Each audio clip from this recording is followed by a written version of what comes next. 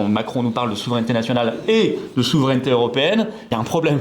Vous ne pouvez pas avoir dans un même pays, pour un même peuple, deux souverainetés en même temps. C'est ça que je le dis directement d'emblée. Il y a évidemment un problème. C'est évidemment une entourloupe. Il y en a une qui efface l'autre. Et en l'occurrence, c'est la souveraineté européenne, entre guillemets, qui est là pour effacer la souveraineté nationale. C'est absurde d'ailleurs de parler de souveraineté européenne, non ? C'est absolument absurde, c'est plus que ça, c'est vicieux. Parce que ça permet quand même de dire le mot souveraineté, ce qui va sonner agréablement à l'oreille de certains, mais pour l'effacer en fait, pour mieux l'effacer, parce que souveraineté européenne n'est pas possible, il n'y a pas de peuple européen. Il n'y a pas d'instance démocratique européenne par définition représentative d'un peuple qui n'existe pas. Donc si vous donnez le pouvoir à une pseudo-souveraineté européenne, en fait vous la donnez à des gens qui ne sont pas élus, qui ne représentent que des lobbies.